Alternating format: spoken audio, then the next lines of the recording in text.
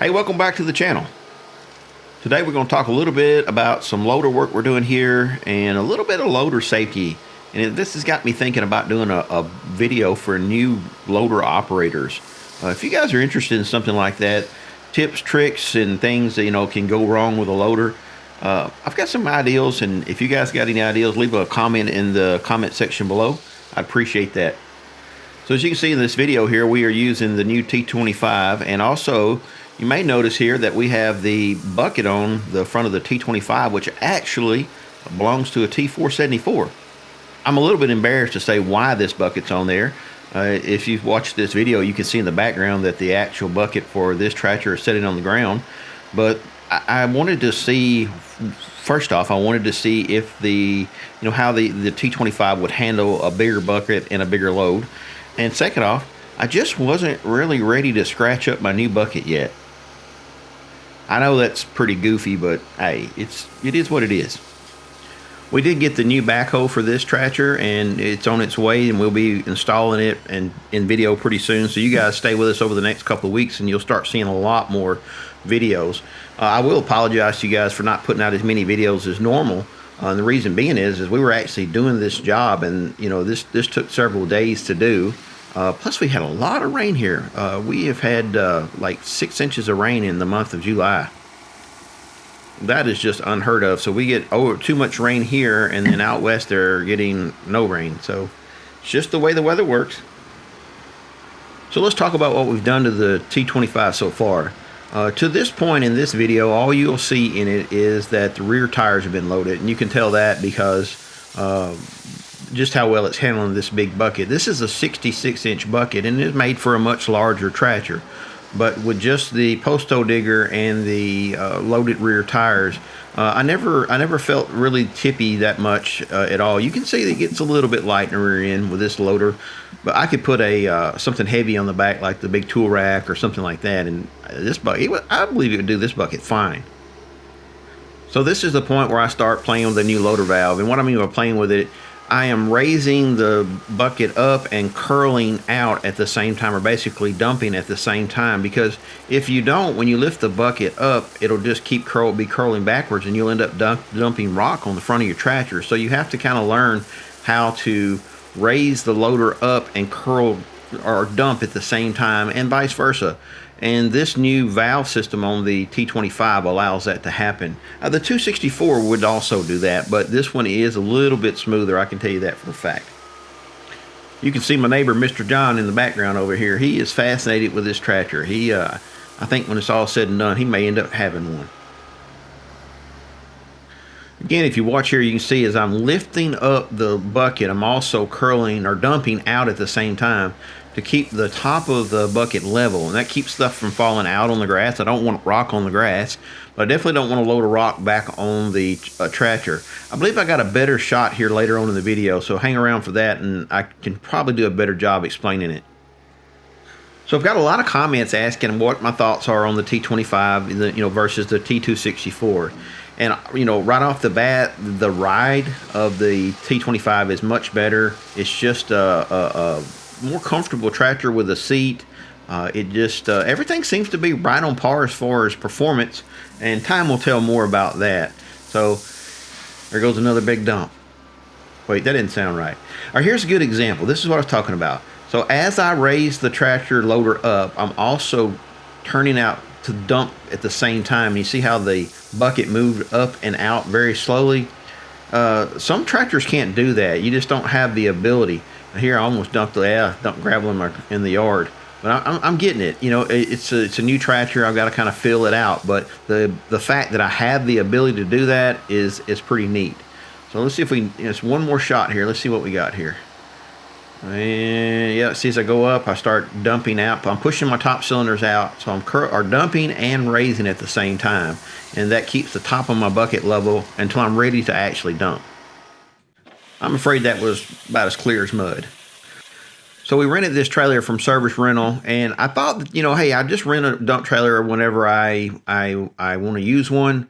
But to be honest, after using this dump trailer, I have got the strongest desire to have a dump trailer now. I can see it being useful in so many applications. I can tow my tractors with it still. but I also have a dump trailer. I can use it for firewood. So I don't know that renting this was a good idea for my finances. We had the dump trailer for a week, and we used it to haul all of this excess gravel over here to the farm. When you start pricing the cost of gravel, it made sense. And then also we had a gravel turnaround that's been there at that house for a long time, and we just wanted to clean that up and make it look neater. I'll show you an example of that at the end of the video, but we're going to jump into a time lapse here pretty soon, and you can just kind of see this gravel just dwindle away. And each time, that means we're bringing a load over to the farm, which is about 15 miles each way.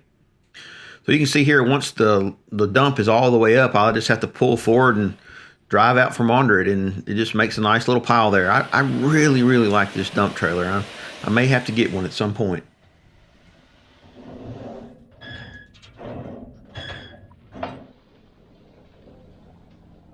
I like how it's integrated with this tarp that's built into it. You just roll it back up when you're not, we don't need it, and then do your dump. But whenever you need it, it's just there.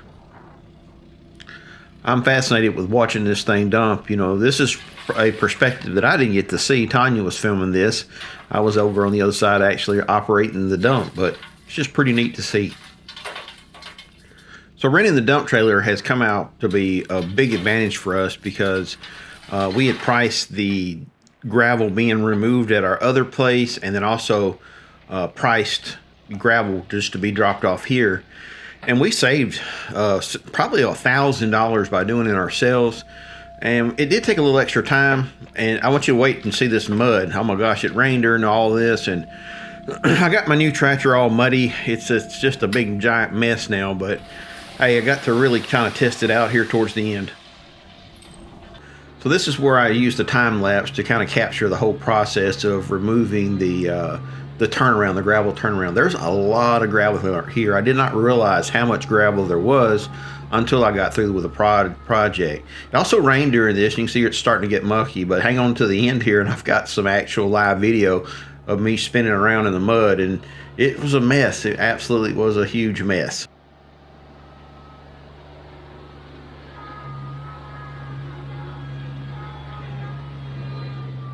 The whole purpose of this was to clean this up because we're eventually going to sell this house. We are going to put it on the market, so we're cleaning up, making anything that's unsightly look better.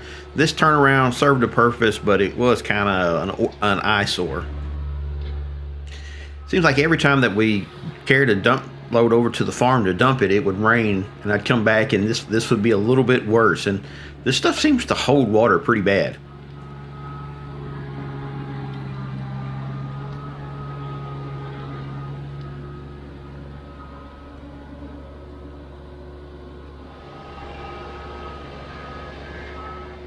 So you can see here when I dump, the actual trailer drops a little bit because this stuff is so wet and heavy. It's quite a bit heavier now than it was when I started this process. And truthfully, I should have went ahead and put like the big tool rack on the back of the tractor to have more ballast in the rear. It was getting a little bit, if I tried to fill the bucket all the way full, it was getting a little bit light in the rear end. These R4 tires, they loaded up with mud pretty quick here too, and maybe not have as much traction as I might have could have if I had R1s. I'm really interested in some of those new tires, the R14s. They look like an interesting tires. Anybody got any comments on that or have any experience with them? I'd appreciate a comment in the comment section below. Overall, I can say that I'm very, very happy with the T25. I did about 10 hours of use on it. And the loader is very, very similar in how the 264 is as far as how much it will lift. I do like the valve on this the hydraulic valve better. It's a very smooth, it's a good high dollar valve. So this is the last load of gravel over to the farm, and you can see here it's set in the truck or set in the trailer for a good little bit, and it's kind of mucky. And still wet, but a lot of the water come out of it, and it's set in the hot sun all day, so that did help it dry some. But I ended up having some stick in the top of the trailer and had to go beat it out, beat a hammer on the bottom of the trailer to make it come loose. But that's just part of doing business, I guess. Right after this, I'll show you where we flattened it all out, kind of the end product. So here's the end product. It's still a mucky mess, and it's going to take some time to dry out, and then we can clean it all up. And I'll scrape up some more of this gravel once it dries out. But basically, at this point, the only thing I was doing was just smushing the gravel further into the dirt. At this point, I may have to pull the gravel up and go get a load of soil